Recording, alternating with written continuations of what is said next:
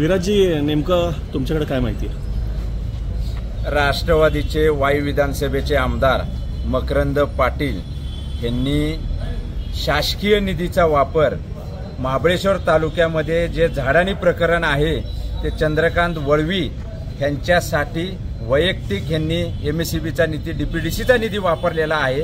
यासाठी आम्ही त्यांच्यावर गुन्हा नोंद करण्यासाठी व त्यांची आमदारकी रद्द करण्यासाठी आम्ही मागणी केलेली आहे।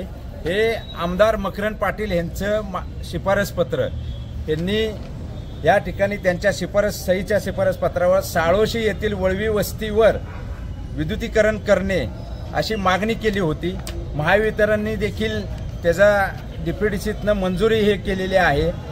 साळोशी येथील आम्ही माहिती घेतली असता साळोशी ग्रामपंचायतीची अधिकृत माहिती घेतली असता आम्ही त्यांनी असं सांगितलंय की साळोशी ग्रामपंचायती हद्दीमध्ये वळवी वसावी वस्ती ही अस्तित्वात नाही।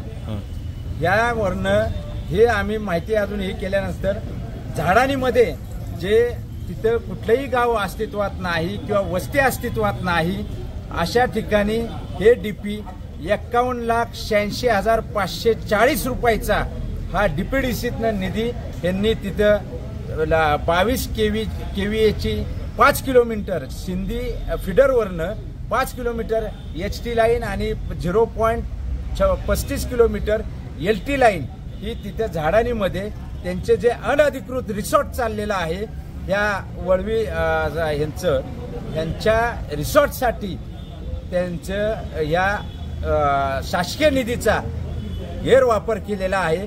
म्हणून ह्या मकरंद पाटलाला त्यांचं पदमुक्त करण्यात यावं अशी मागणी आम्ही विधानसभा अध्यक्ष, मुख्यमंत्री, उपमुख्यमंत्री, त्यानंतर विरोधी पक्षनेता व सर्व यांच्या संबंधित कार्यालयाचे सचिव व सर्व अधिकारी जे ह्या निगडीत आहेत यांना सगळ्यांना आम्ही निवेदन देत आहोत आणि ह्यांची आमदारकी रद्द करण्यात यावी व ह्यांच्यावर गुन्हा दाखल करण्यात येऊन संबंधित अधिकारी जे ह्याच्यात ज्या मकरंद पाटलाच्या दबावाखाली ज्यांनी बेकायदेशीर काम केलेलं आहे यांनी सर्वांवर गुन्हा नोंद करून त्यांच्यावर कारवाई व्हावी अशी आम्ही या ठिकाणी मागणी केलेली आहे।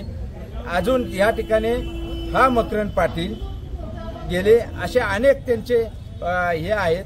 आता तुम्ही जर तिकडं झाडानीला गेला तर शासकीय योजनेअंतर्गत अनेक रोडची कामं, साकवांची कामं, साकव वगैरे तिथं ह्यांच्या या धनिकांच्या सोयीसाठी या शासकीय निधीचा गैरवापर करून तिथं त्यांच्या सोयीसाठी सगळं काही चाललेलं आहे। या जिल्ह्यामध्ये असे अनेक 5-6 गावं आहेत की तिथं अजून वीज पोचलेली नाहीये आणि हा जननायक स्वतःला मिरवून घेतोय।